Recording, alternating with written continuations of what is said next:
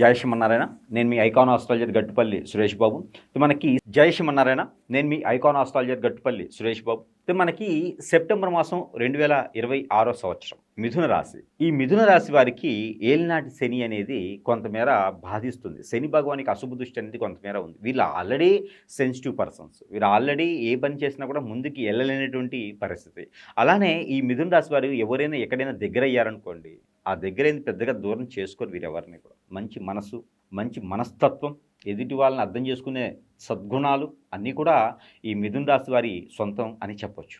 అలానే ఈ మిథున రాశి వారికి కొన్ని మాసాలు, కొన్ని రాసుల వారికి బాగా కలిసి వస్తాయి. అందులో మిథున రాశి వారికి సెప్టెంబర్ మాసం బాగా కలిసి వస్తుంది అని చెప్పొచ్చు. ఈ మిథున రాశి వారికి సెప్టెంబర్ మాసం ఎందుకు కలిసి వస్తుందయ్యా అంటే కనుక, మిథున రాశి వారికి సెప్టెంబర్ మాసంలో ఏదైనా కొత్తగా వ్యాపారం చేయాలన్నా, ఏదన్నా జాబులో జాయిన్ అవ్వాలన్నా, కొత్తగా ఏదైనా నిరుద్యోగులు ఉద్యోగం కోసం వెతకాలన్నా, ఉద్యోగం చేసేవారికి వారికి వెసులుబాటు కానీ, ఉద్యోగం చేసేవారికి ప్రమోషన్స్ కానీ, ఉద్యోగం చేసేవారికి ఇంక్రిమెంట్స్ కానీ, అలానే స్థలం మార్పిడి కానీ చెందేటువంటి అవకాశాలు చాలా మెండుగా ఉన్నాయి. ప్రయత్నం చేసుకోవాలి. ఎక్కడైనా ఏదైనా ఇల్లు కట్టుకోవాలి కానీ, గుడి కట్టుకోవాలి కానీ, ఇల్లు కొనాలి కానీ, లేదా స్థలాలు కానీ ఏదైనా ఏర్పరచుకునేదానికి కూడా సెప్టెంబర్ మాసం చాలా అనుకూలంగా ఉంది. 5వ తారీఖు తర్వాత అయితేను ఎక్కడైనా అప్పు ఇచ్చున్నా కూడా ఆ అప్పు కూడా వసూలు అవుతుంది. 15వ తారీఖు తర్వాత ప్రయత్నం చేయండి. నెమ్మదిగా ప్రయత్నించండి. కొట్లాడొద్దు, గొడవపడొద్దు, ఏం చేయొద్దు. నెమ్మదిగా ఇచ్చినటువంటి అప్పుని నెమ్మదిగా అడిగితే మీకు ఆ అప్పు కూడా వచ్చేటువంటి ఆలోచన అయితే కనిపిస్తూ ఉంది. మిథున రాశి వారికి ఎక్కడైనా ఎవరైనా మోసపోయినారు అనుకుంటే కనుక వదిలేసేయండి. మనసులో పెట్టుకుని మైండ్లో పెట్టుకున్నారే కనుక ఖచ్చితంగా దానివల్ల మీరు ఇబ్బంది పడుతుంది తప్పితే వేరే పని చేయలేరు. కాబట్టి మీ పని మీరు చేసుకుంటూ ఉండేసి అవన్నీ కూడా వదిలివేసేసి మనం పని చేసుకుంటూ ముందుకు సాగుతూ ఉండాలి. అలానే ఆరోగ్య సమస్య కూడా మీకు స్టమక్ రిలేటెడ్గా, అలానే గ్రంథులకు సంబంధించిన సమస్యలు అయితే కొంచెం కనపడతా ఉంది. కాబట్టి కొంచెం ప్రికాషన్స్ తీసుకోవాలి. తినేటువంటి వంటలో ఇంగు కానీ, మిరియాల పొడి కానీ ఎక్కువగా వేసుకొని తినేటువంటి పరిస్థితి ఏర్పడుతూ ఉంది. ఇక ప్రికాషన్స్ అనమాట. అలానే మీరు ప్రయాణం చేసేప్పుడు 15 నుంచి 27వ తారీఖు లోపు ఎక్కడికైనా వెళ్ళాలి అంటే కనుక పుణ్యక్షేత్రాలకు వెళ్ళొచ్చు. అలానే ఎక్కడైనా దూర ప్రయాణాలు చేయాలి, తప్పనిసరి పరిస్థితులు వెళ్ళాలంటే ఏదైనా తోడు పెట్టుకొని వెళ్ళండి. లేకుంటే కనుక మీకు కొంచెం గండం అది కనిపిస్తూ ఉంది.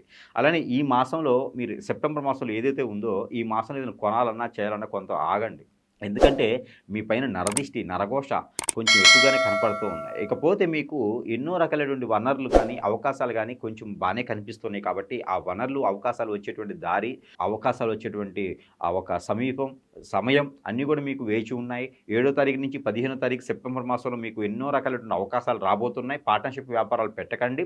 అలానే పెట్టాలి అనుకుంటే కూడా పార్ట్నర్షిప్ కాకుండా ఇండిపెండెంట్గా మీరు వ్యాపారాలు పెట్టుకోవచ్చు. మెడికల్ సంబంధించినటువంటి రంగాలు, అలానే మీరు ఏదైనా మర్చెంట్ షాప్స్, సూపర్ మార్కెట్స్, లేకపోతే డిపార్ట్మెంట్ స్టోర్స్, పూజా సామాగ్రి షాప్స్, బట్టల షాప్స్ ఇలాంటి ఏదైనా నెలకొల్పేదానికి, బ్యూటీ పార్లర్ లాంటి నెలకొల్పేదానికి అయితే చాలా అనుకూలంగా అవకాశం ఉంది అని కూడా మనం ఖచ్చితంగా చెప్పొచ్చు. ఇంకా కూడా మనం అనుకున్నది జరగట్లేదు, జాతక ప్రకారం నా దరిద్రం బాగాలేదు, నా కర్మ బాగాలేదు, నేను ఏం చేసినా సరిపోవట్లేదు, నేను ఏం చేసినా సెట్ అవ్వట్లేదు, ఎందుకు ఇలాంటి ఏర్పడుతూ ఉంది, ఎంత చేసినా కూడా అంతే వస్తుంది, నాకు చుట్టూ ఏదో బంధన అయిపోయింది అనుకోండి, బాధపడేవాళ్ళు, ఇబ్బంది పడేవాళ్ళు, భంగపడేవాళ్ళు, రోడ్డు వెంబడేవాళ్ళు ఎవరైతే ఉన్నారో అందరూ వచ్చేసి మిమ్మల్ని వాడుకొని, అంటే మీ ఒక వనరులన్నీ కూడా వాళ్ళు యూజ్ చేసుకొని మిమ్మల్ని రోడ్డు వెంబడేసే పరిస్థితి ఏర్పడుతూ ఉంది. మీలో ఉన్నటువంటి సెన్సిటివ్ తత్వం కావచ్చు, మంచి గుణం కావచ్చు, తత్వం కావచ్చు, ఇవన్నీ కూడా మనకి మంచితనాన్ని ఇస్తుంది కానీ మనకి ఆదాయాన్ని ఇచ్చేటువంటి పరిస్థితి ఉంటుంది. అలానే సెప్టెంబర్ మాసంలో ఏదైనా ఒక 2 బళ్ళు మనం చేయగలిగితే కనుక ఖచ్చితంగా మనకి గ్రహస్థితి కానీ, దోషాల ప్రకారంగా కానీ, అలానే దశల ప్రకారంగా కానీ ఏదైనా ఇబ్బంది ఉన్నా కూడా కొంతమేర తొలుగుతూ ఉంటుంది.